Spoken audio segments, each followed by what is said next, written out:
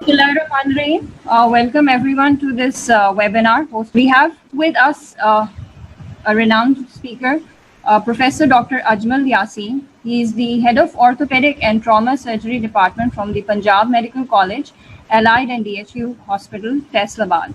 And he will be discussing on the topic of management of neuropathic pain, and he will be sharing his experience and insights on this subject. So without much ado, I'll hand over the session to Dr. Saab. Dr. Saab, over to you to begin the session. Thank you, Nafisa. Bismillah ar-Rahman ar-Rahim. Assalamu alaikum to everyone. Let me make first a little bit of correction. I'm not the current head of the department. I retired from the government service in 2019. So, but anyhow, so let's continue with the topic. So today's topic of discussion is the management of a neuropathic pain, a very common entity which we daily see in our practice, and a lot of patients, especially of neuropathy, of any kind of neuropathy, especially like the diabetic neuropathy, they are seen by all of us, and the patient is usually in a lot of pain. So this is a basic kind of talk in which we will discuss that what are the clinical implications, what are the signs, symptoms, and how we can manage with the latest available drugs in the market. So, yeah. So what is the definition of pain? As everyone knows that it's a blessing from God. This pain is a blessing from God, that until unless you are having pain, you cannot defend yourself from any harming tissue. So it's an unpleasant sensory and emotional experience associated with actual or potential tissue damage or described in terms of such damage. So that pain gives an alarm that we have to do something. We have to go away from that unpleasant stimulus, whatever it could be. So it's a blessing of the pain. So those patients, those who have don't have pain, their damage is much. As in daily life, we have seen that the diabetics patient, when they get myocardial infarction, so usually their myocardial infarction is sometimes painless, and that is not a good thing, because by the time they reach for a medical help, there is extensive damage to the heart. So this pain is a blessing, I would say. But sometimes this blessing is not really welcomed by the patient, and they want relief, and as everyone wants. So let's go further. So this little bit of caricature describes that, in my opinion, your chronic back is caused by heavy concerns, and I'm putting you on a guilt-free diet. You can see there are two angels sitting on the person's shoulder. So what are the pain types? It is mainly two types: nociceptive pain and neuropathic pain. Activation of peripheral nociceptors, which are present in our skin, in our epidermis, in tissues, they send signals to the spinal cord, and then that is transmitted to the brain, or to avoid any impending injury.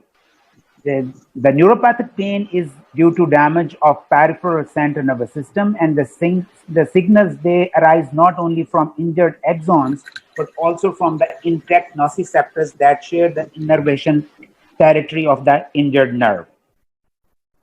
So variously, the patients, when they come to us, the neurogenic pain, the patient's description is usually different from that of the muscular pain. Because in the muscular pain, they are aching pain, and maybe patients say that there is a morning stiffness, or after some period of activity they become stiff. But in neurogenic pain, the pain, whatever the condition of the patient is, whether he's on rest, whether he's walking, whether he's doing any activity or on rest, he constantly feels pain. And the description, sometimes they say it's a burning, sometimes they say it's a kind of a tingling sensation, stabbing, electric shock like. So various descriptions of the pain is given by the patient. So this neuropathic pain is initiated or caused by a primary lesion or dysfunction in the nervous system, or this caused by a disease or lesion of the somatosensory nervous system. Somatosensory nervous system, as you all know, is the nervous system which conducts or conveys the senses of the temperature, the touch, the vibration, and the pain. So that system is called the somatosensory nervous system, and it has got components in the spinal cord and the brain. So it could be a peripheral neuropathic pain. As I said, it could be due to the peripheral somatosensory nervous system disease, or it could be due to central somatosensory nervous system disease that can lead to neuropathic pain. So it could be a peripheral neuropathic pain, or it could be a central neuropathic pain. So as this slide depicts that it is characterized by changes in pain response to painful stimuli. So whenever on the left hand side, this shows that this is the from 0 to 10 is the pain intensity. Various kind of analogs or various kind of pictures or various kind of clinical methods are used to quantify the pain. The patient is asked to score his pain. He may say that I've got a score 4 pain or maybe score 10 pain. So this is the scoring of the pain. So one is the allodynia, that is pain due to stimulus that does not normally provoke pain. So this is usually a very abnormal sensation kind of pain that you touch the skin. Many of times a patient comes, especially our females, they come and they say that even sometimes someone touches me and I feel pain. That is called allodynia. But if a normal painful stimulus, you give a normal painful stimulus like you pinch or you prick, if that leads to a response that is an increased response, this is called hyperalgesia.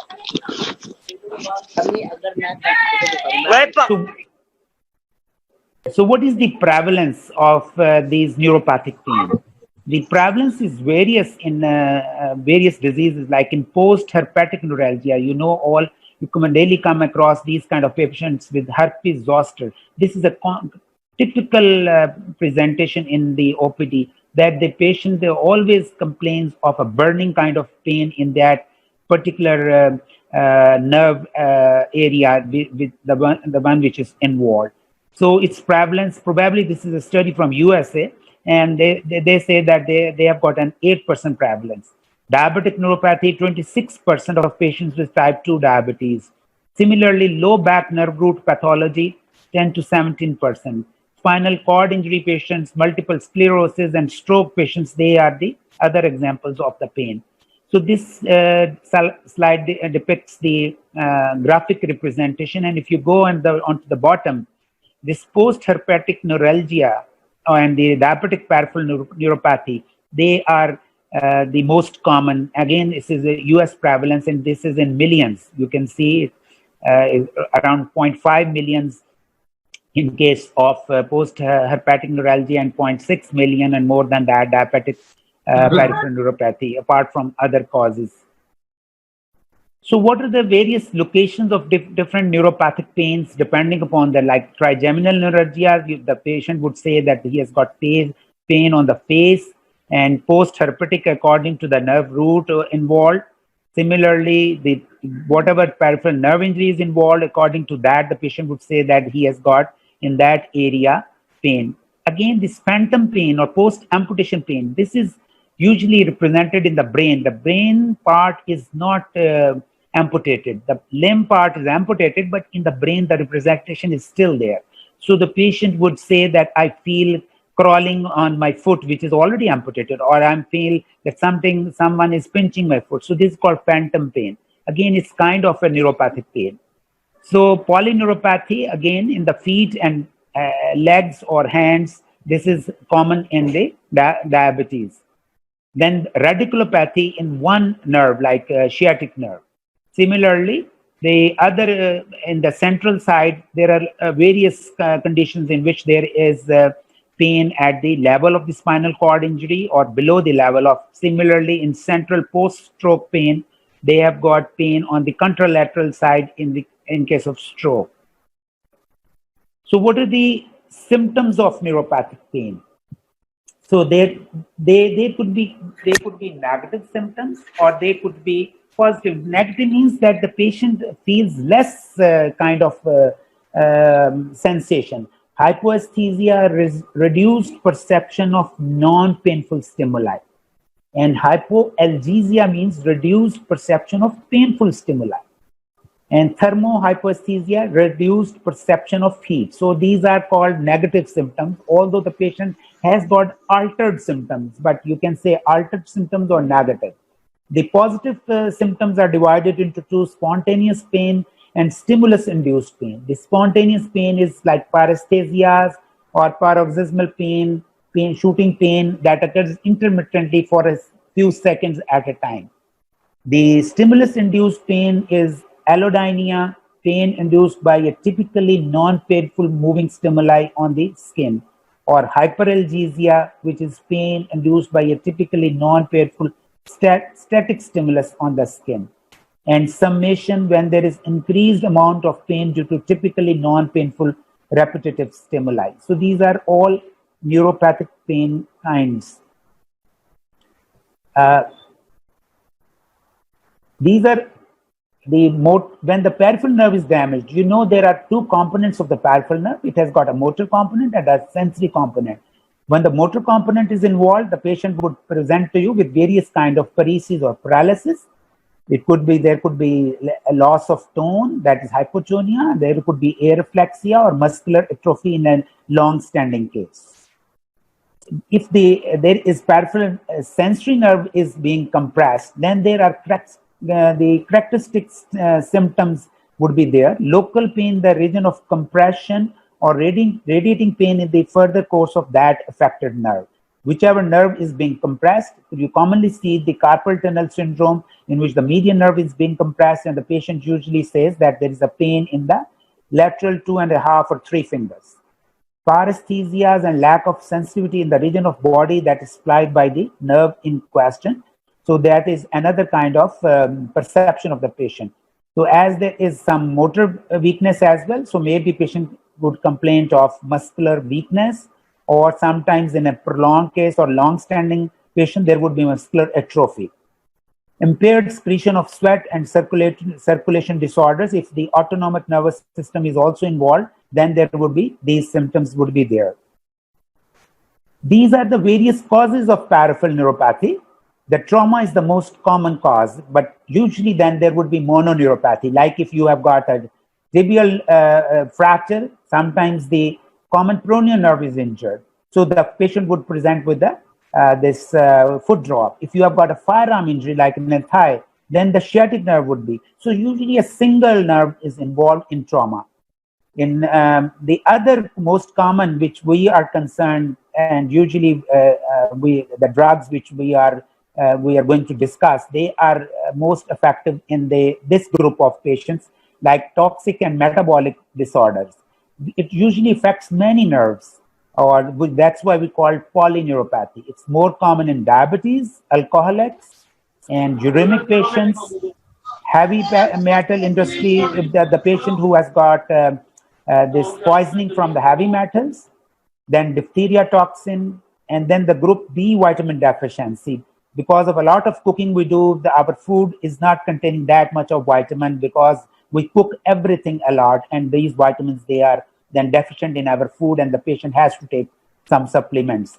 Then there are certain drugs which lead to this kind of neuropathy, and the most common in our experience is the isoniazid, which we commonly give in tuberculosis or leprosy patient, in which there is a peripheral neuropathy, and we prescribe the drugs accordingly along with this isoniazid or whatever drug like vincristine, which is being used in the cancer patients.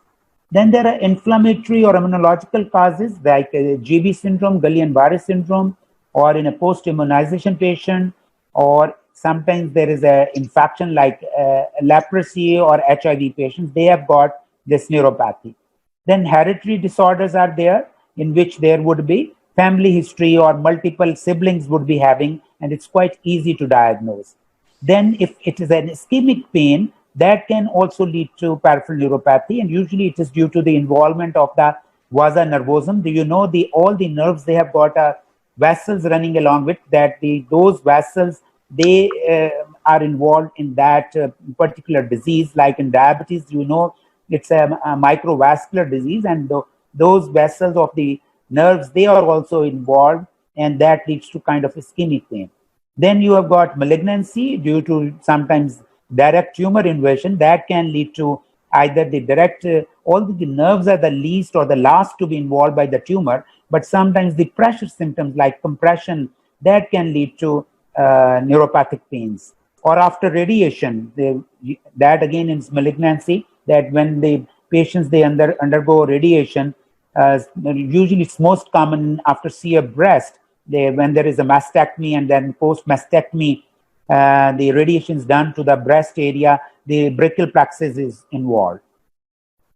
These are the neurological syndromes which are localized to the wrist or elbow or foot. One, the most common is the carpal tunnel syndrome. And this is the nerve which is involved, is the median nerve at the wrist joint. And the associated conditions in which it is more common is diabetes, pregnancy because of fluid retention, weight gain, rheumatoid arthritis because there is inflammation of the synovium, and that leads to the space in that carpal tunnel is less, and that leads to pressure. Hypothyroidism, again, there's a fluid retention, repetitive wrist movements due to repeated movements, certain flexion attitude of the wrist, that leads to compression. Sustained hand positions and other amyloidosis, acromegaly, multiple myeloma, chronic. So these are all other conditions, but most common is the diabetes, rheumatoid, hypothyroid. They are the patients which present with carpal tunnel. The patient would tell you that he has got pain, especially at night, and they wake up at early morning and then they move their hand. Then they feel a little bit of relief. If you check their grip, that is weak. And usually they would complain that the things that drop out of their wrist or hand. And usually they cannot do fine movements because, this median nerve supplies the thumb and the index finger. So all the fine movements, they are depending upon the precision of the pinch at the index finger and the thumb, their power, and that is decreased. So if we do a physical examination, there would be decreased power in the thenar muscles. There could be atrophy, and of course there would be hyposthesia or altered sensation in 2 or 3 digits, and a positive Fallon sign, which is a clinical sign, and positive Tinel sign. Again, it's a clinical sign that if you tap the nerve along its course, there would be some tingling sensation. And this is the diagrammatic representation. You can see that the transverse carpal ligament is on the top, and below is the median nerve, along with all the flexor tendons. They are passing, and as all the flexor tendons, they are and surrounded by the synovial sheath, and in rheumatoid, this synovial sheath leads to a lot of swelling, and that leads to carpal tunnel. The other is cubital tunnel. That is, the ulnar nerve is at fault, and it is commonly seen at the elbow. As you know, the ulnar nerve passes behind the medial epicondyle, and this condition, that is ulnar tunnel syndrome, is again quite common. Its associated conditions are that if someone is leaning on his elbow, or anatomical difference, that is the ulnar groove is shallow and it is very close to the skin, or there is increased forearm flexion extension maneuver due to his job, or there is a fracture around the elbow and rheumatoid arthritis, or some condition in which you immobilize the elbow, there could be pressure onto the ulnar nerve. The patient would say there is pain and there is hyposthesia or paresthesia in the distribution of the ulnar nerve area, that is the medial 2 fingers and the ulnar side of the hand. And if you do a physical examination, there would be, of course, decreased abduction and adduction of the fingers, and decreased thumb adduction, atrophy of the intrinsic hand muscles leading to claw hand, and decreased sensations. Another symptom similar to the carpal tunnel and ulnar tunnel is the tarsal tunnel, which is present into the foot. This tibial nerve passes behind the medial malleolus under this retinaculum, and this nerve is compressed over here, and that can lead to, again, burning and tingling sensation in the foot and the toes. So how we diagnose? Of course, the primary diagnosis is from the history. You should give some time to the patient, listen to him, and usually you would come to the diagnosis. And you do a clinical examination, do a sensory motor examination, and you give a probable diagnosis that it is a neuropathic pain. You can do a diagnostic test like EMG, nerve conduction studies, and then you can reach different definitive diagnosis. These are the various kinds of clinical lab tests like nerve conduction studies, somatosensory evoked potentials, biopsy. So various tests can be done. You can take or confirm for your legal purposes. Your patient's tests can be done, and you can confirm the diagnosis. So once you have done the diagnosis, your aim is the patient want pain relief, and our aim is also to relieve the pain and to reduce the pain. And how we can reduce that? That is by various methods. Like you can do physiotherapy, you can improve, you can alter the patient habits, you can do kind of non-pharmacological treatments, or you can do pharmacological treatments. And the end point is we want to improve the quality of the life of the patient. So management of common neuropathic pain disorders, the central or the peripheral one, non-pharmacological therapy, of course, if it is kind of a, excuse me, if it is kind of a patient's position is there, patient is repeatedly using his hand in typical position, you can educate him that you alter your position. Or if the patient diabetes is not very good control, you can tell them that you have to have a good glycemic control through a proper foot care, or you can do TENS, which is a kind of a physiotherapy, acupuncture. So these are all these kind of neuropathic pains. They are very resistant to the treatment. So we have to have non-pharmacological therapies and the pharmacological therapy in combination. And then the pharmacological therapy, we have got various lines of drugs. Like the first line agents are the anticonvulsants, which we are our topic of interest is, that is the gabapentins and the pregabalins.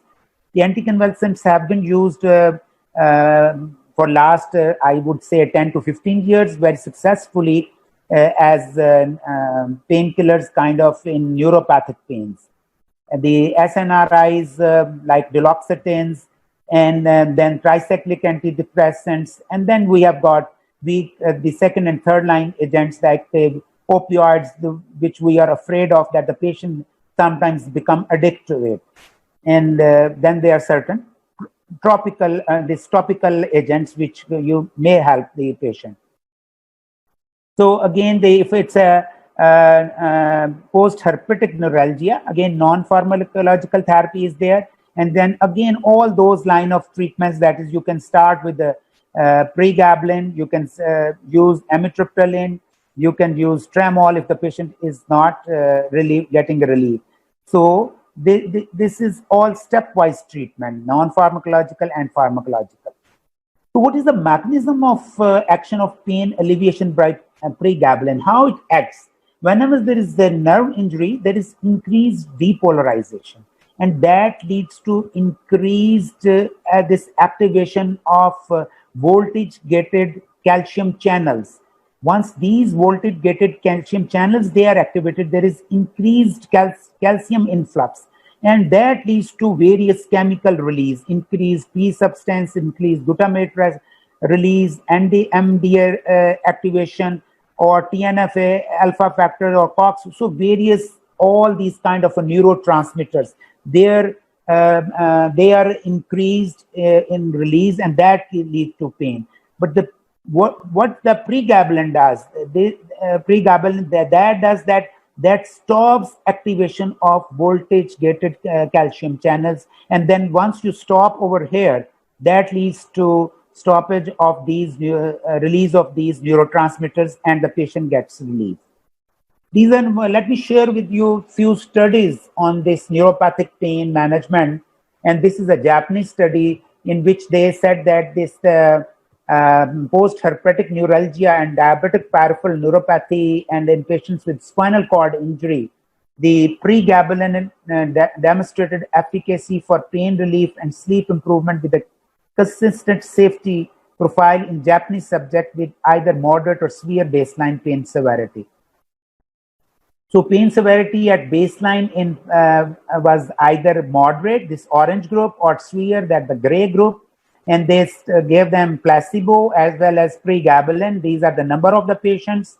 And this is the result that you can see that there is marked reduction in both in the moderate group and in the severe group, those who are taking the pregabalin. Another study in which this neuropathic pain was treated with pregabalin, and they say they have seen that all the groups, that post-herpetic painful diabetic neuropathy or mixed unclassified, there was at least 30% decrease in pain intensity with kind of dosage like 300 to 600 milligram of the pregabalin. Another study in which they have shown evidence that there is inhibition of voltage-gated calcium channels and the modulation of potassium channel conduction that leads to decrease in excitatory amino acid transporter and inflammatory these neurotransmitters, and that leads to analgesic effect. Another study in which that was in patients with spinal cord injury. And again, they said that 70% of patients with spinal cord injury, they experience some kind of neuropathic pain. And the results of this study revealed that pregabalin was as effective as gabapentin in the treatment of neuropathic pain in patients with spinal cord injury. So this is latest safety evidence and clinical implications for the management of neuropathic pain. Again, in a diabetic peripheral neuropathy, this post-herpetic neuralgia, in all these conditions, they have seen that there is a decrease in pain. So that concludes my talk, and we welcome any questions. Okay, thank you, Dr. Saab. जी बिल्कुल. अच्छा, Dr. Rao has sent in his question. उनका सवाल ये है doctor साहब कि what happens when neuropathy gets worse, and he also is asking whether we can prescribe vinblastine instead of vincristine.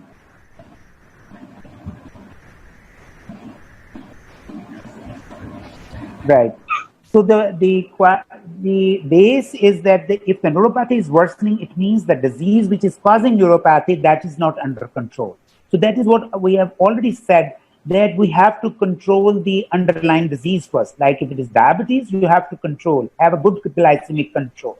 Then you have to educate the patient that he has to live with this kind of pain. You cannot treat the microvessels. You cannot open them up once they are clogged. So patient education counseling, that is very important. Then the treatment of that disease is very important. The question of vincristine and vinblastine, I think the oncologist would be better to judge this question and answer this question, that can they use vinblastine instead of vincristine. Okay, thank you, Dr. Saab. Dr. Rao ka hi ek aur question hai. He's asking results of pregabalin in sleeping. Is it safe in lactation?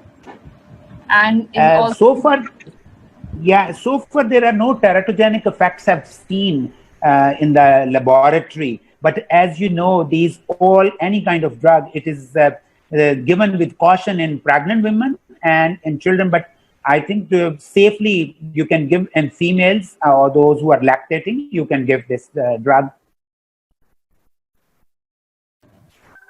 Okay, Dr. Saab, उनका sleep cycle के reference से भी सवाल था कि pregabalin effect on the sleep cycle. Yeah, initially it does affect the sleep cycle. The point is that you start with a low dose and then build it up. And tell from very beginning the patient that you may feel a little bit of drowsiness. If you are working on a machine or if you are driving, avoid that. And once you have overcome that initial period, then after like 2 weeks or 4 weeks, you can increase the dose. So gradual building of dose usually helps in this kind of overcoming of this kind of problem. But sometimes our patients who are not taking any kind of drugs, they react very badly. Then you have to half the dose and then restart with the low dose and then gradually increase. Thank you, Dr. Dr. Riaz Baloch has a question. Can we prescribe pregabalin in trigeminal neuralgia? Yeah, it is drug of choice in trigeminal neuralgia. It is drug of choice. Doctor Rao Harshit का एक onset of action के हवाले से भी ये सवाल doctor साहब of pregabalin, onset of action of pregabalin. What is the question? Onset of action means what? I believe After शायद how वो much? exactly कि वो duration as well as how soon or how earlier the impact of the drug can be seen. Probably इस हवाले से कर रहे हैं because he's just written onset of action of pregabalin. It's pretty quick. Even after first dose, the patients they start responding, but usually it takes 2 weeks. We have seen in our practice that they usually develop 7 to 10 days to get a relief, not with the first dose, but the onset of any drug that starts working, but the relief of pain, that usually takes 7 to 10 days. And then, of course, you have to continue it for some times to get this deleterious effect of the peripheral neuropathy away.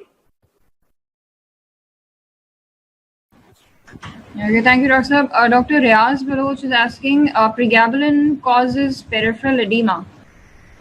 It's a question from him. Does it cause edema? It has been seen that in hypertensive patients, it little bit causes fluid retention. So you have to be careful while giving in hypertensive patients or in a patient with a chronic renal failure. You have to adjust the dose. You may have to titrate the dose according to the serum creatinine level.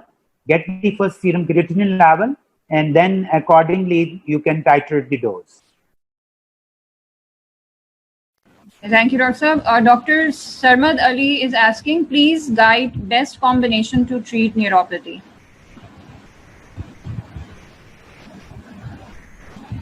There is not a single combination, but as I've already said in my talk, that you have to combine non-pharmacological therapies and pharmacological therapy.